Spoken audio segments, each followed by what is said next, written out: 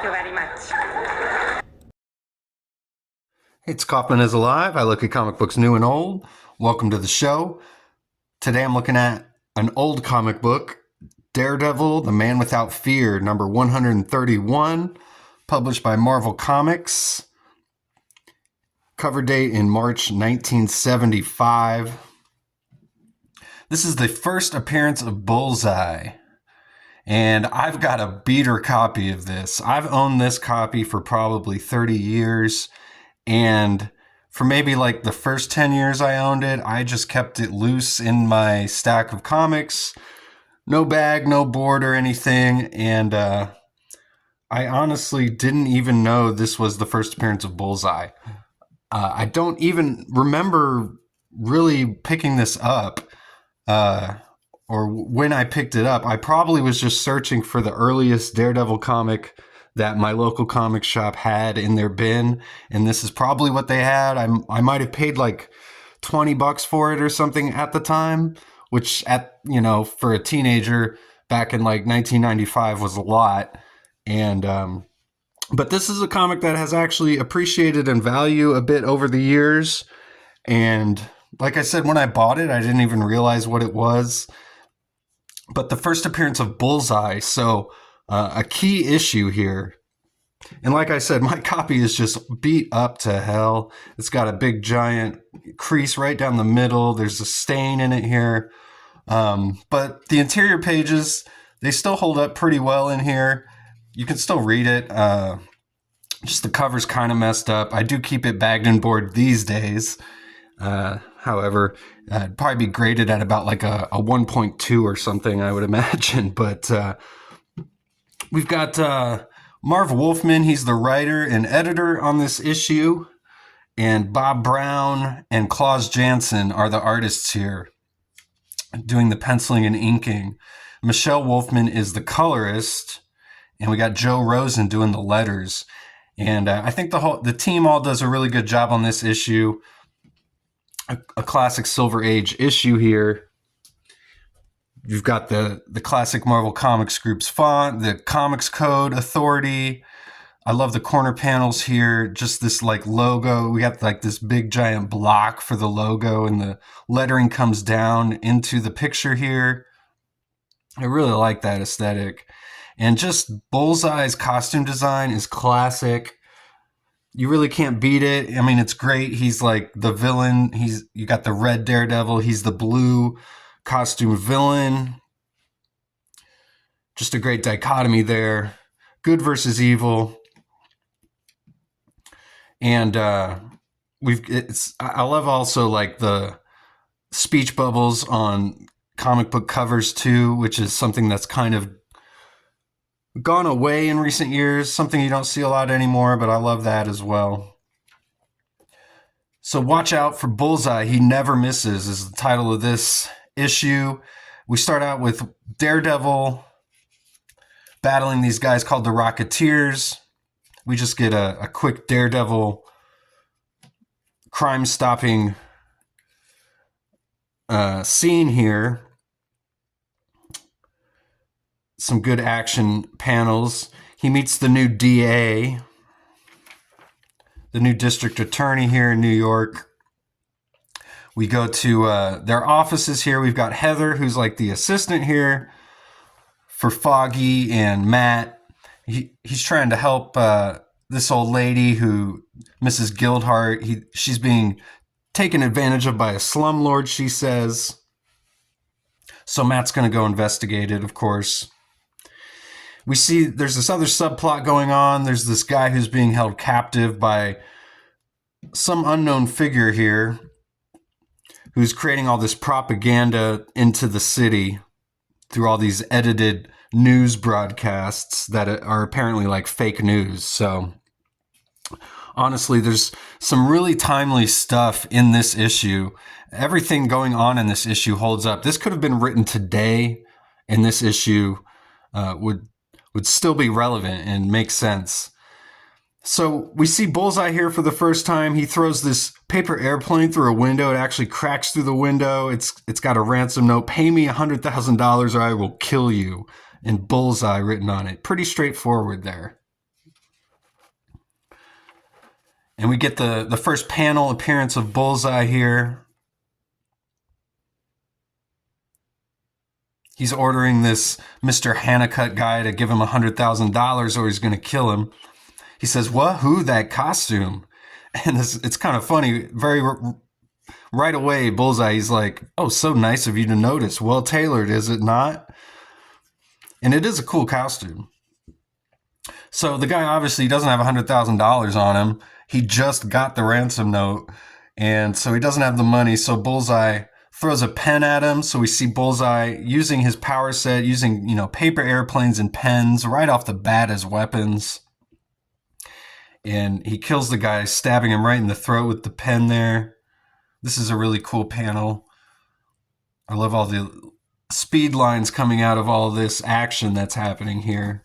I gotta imagine that's some Klaus Jansen there. He's does some great inking in this issue. So Matt's investigating the slumlords here. They talk about some murder while he's investigating the slumlords, so he's going to go investigate this murder, which is convenient. He doesn't know how the cops feel about vigilantes, so he's just sneaking around the corner listening to them here. And he comes upon the Bullseye murder, and the investigator is talking about how this guy's a total nut job because he even took the time to write this message and paint a bullseye over his victim. He says he's a nut, case closed. Bullseye jumps in. He's like, "I agree with you, Lieutenant Rose. Pardon me, but I couldn't help listening." He's like, "Daredevil, great, just what I need, a circus clown." And Daredevil says there's some things he might not have noticed. And of course, the investigator takes offense to that. But he says, "Strange as it may seem, clown, I already knew that when Daredevil shows him that the piece of paper turns into a paper airplane." He says, "We cops ain't as dumb as you big-headed hero clowns may think." He says, "I never said you were, Lieutenant. I was just helping. One last item. Don't bother checking for fingerprints. The murderer wore gloves." Because, of course, Daredevil can sense that. I guess the cops are just going to take his word for it. He says, "The absence of heat residue on the pen is proof of that." And then the investigator's like, "Okay, clown, you've had your fun. Now scram." And then he runs into this reporter from the Bugle, the Daily Bugle, who actually says that he has a secret informant who has information on Bullseye, and then he reveals that it was Bullseye himself who revealed all this information.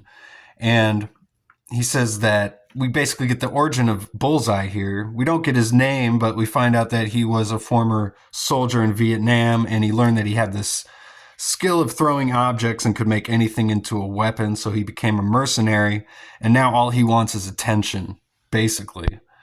He wants to put all these ransoms and bounties that people can't pay and make examples out of them so that he can actually get paid even richer by bigger ransoms. So that's his plan. It's a psychotic plan.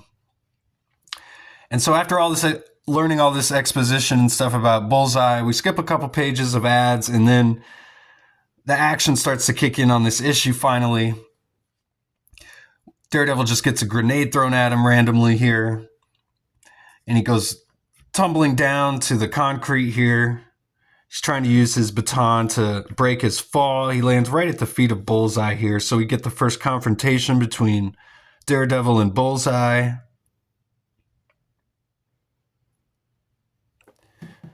Bullseye says, "Ah, my scarlet friend, you've well earned your reputation, I see. Very good, and it will only add to the sport when we engage in our final and most inevitable duel." And Daredevil is going to start it right now, but that's not Bullseye's plan. He throws all these garbage cans at him, and Daredevil's like, "Each box and can flying, striking me like a missile. Can't dodge in time." I love this Marvel Hero stick-on ad. These stickers, I remember those growing up. So we got Bullseye here. He's like, he doesn't want to finish him off here. He says it would hardly serve my purpose. And then we go to the offices here. We got Foggy Nelson here and Heather, the assistant. This is pre-Karen Page. But we find out that the slumlord is actually her father. So the plot thickens as far as the subplots going on in this book.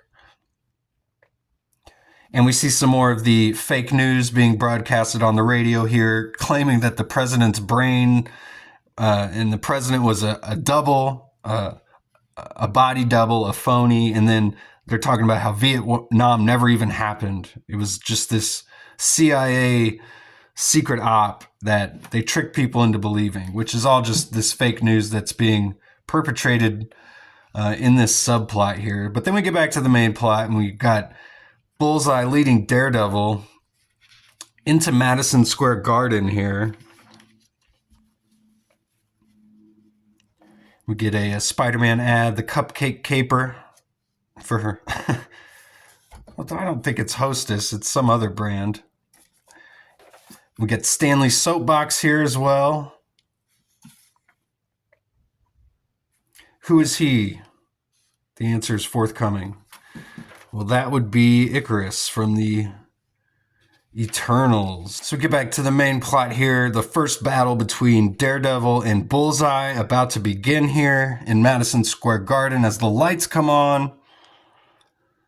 Bullseye says, "I've planned for this moment, worked towards it coming, and now the exhilaration I knew I would feel is here. You see, my friend, my plans are based on my infallible aim and my unique ability to turn anything into a most deadly weapon." And he throws this rope at Daredevil, kind of stalling him as he proclaims, "Let the battle begin." So a very dramatic reveal here by Bullseye. He wants to kill Daredevil in the middle of Madison Square Garden in front of all these people.